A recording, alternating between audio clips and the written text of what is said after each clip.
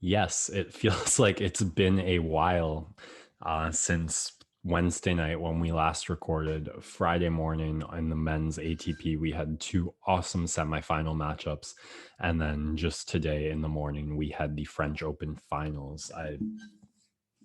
It feels like it's been so long. I don't have a ton to say about Friday's semifinals other than just hats off to Novak Djokovic for doing what some have called the most difficult challenge in sports, beating Rafael Nadal in Stadium Philippe Chatrier at the French Open on clay court, 5 sets. So impressive that match. At There were the 2 sets. The second and third set was some of the best tennis I've ever watched. Really, both guys on just such another level with their shot making. And I think the fact that they're at a similar place in age and kind of style of play, it almost let them ramp up their game and play each other with a similar style even more. It was just so insane how both men were constantly playing offense and defense at the same time. And the shots they were returning or putaways, like winners directed at them, and then they would not only defend that but like find a way to make it challenging for the other man to make their next shot, and you would have rallies of 5 or 6 shots back and forth like that, all of which felt like they could be winners. And just the games that went on in court management, the level of play and shot making, it was so fantastic to watch. I could go on about it forever, but Djokovic comes out on top. Maybe a bit of questions about injuries, a bit of question about the lighting. I know, Rafa fans, I get it. But Djokovic was the man.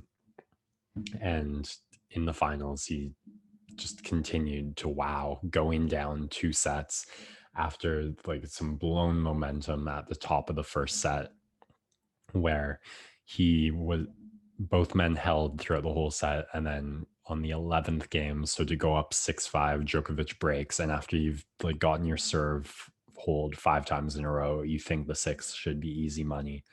But credit to Tsitsipas battling back and broke when it counted early, sent it into a tiebreak, took the second set a lot easier and put Djokovic's back up against the wall. He was playing a lot of the same style as Djokovic earlier, just making returns defensively and turning them into offense on one shot. Some fantastic serving, some success with the drop shot early. A really strong ad net play from Tsitsipas. But over time, I don't know if Djokovic kicked it into a higher gear right off the bat, if Tsitsipas faltered a step. You definitely saw that later in the match, but in the third set, when it really mattered, Djokovic just kicked it up. And the fourth game, especially, I think, is what they'll talk about. It went into like 6 deuces. Djokovic having several game points, Tsitsipas holding it off so well. The serving, especially early on, was so fantastic from him. Then like Djokovic's match against Berrettini, he was facing a guy who could serve absurdly well and had like an impossibly hard forehand. Tsitsipas had that, plus insane court coverage, a more than serviceable drop shot, backhand slice. This was a guy with ridiculous athleticism that could make every shot in the book in tennis. And if you gave him a free ball, it was over. That was, I think, where Djokovic struggled a lot early. A lot of his shots looked kind of lackluster. They were just lacking a killer instinct, and they were sitting there kind of in the middle of the court for Tsitsipas to put away. I don't know if the strategy was to wear down Tsitsipas a little. Djokovic kept a constant tempo and maybe ramped it up a little, where Tsitsipas came out guns blazing and definitely faltered as it went. And you really saw midway into the third set, after Djokovic broke once, the difference become very apparent.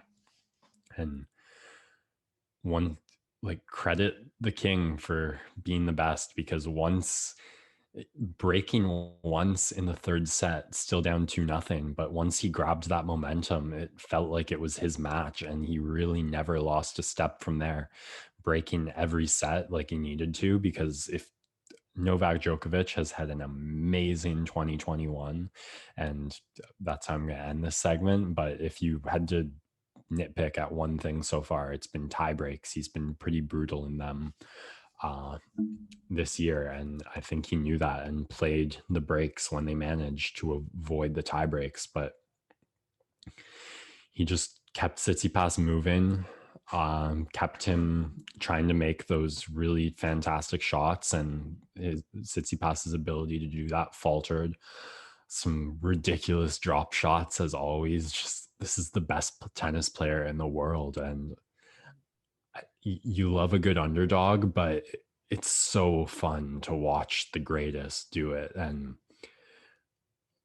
with Wimbledon and the Australian Open ahead, Djokovic has a chance to, I think, like, put his name in the number one spot for tennis greatness in 2021. I don't want to jinx it and say Grand Slam anything, but just already what he's done 5 months into this year is so impressive, and he could sit out the rest of the tour for the year. And when we do our end of year show, I would still be talking about the 2021 he's had. So what awesome tennis to watch from Novak Djokovic, this French Open, overthrowing the King of Clay. But you knew that would matter so much less. That would not feel the same if he didn't pick up that trophy for the second time. As he has, I think previously he beat Rafa in the French and then went on to lose in the finals, and then won the next year when Rafa wasn't competing or was knocked out by someone else. I'm a bit fuzzy on that, but he beats Rafa in a thriller and then wins the finals. As going down 2-0, I can't say as dominant as always. It was an incredible nail biter and so full of so many momentum swings. But once he got going in the third set, it didn't really feel in doubt. He really locked in. The errors went down. The serving was phenomenal. The shot making absurd.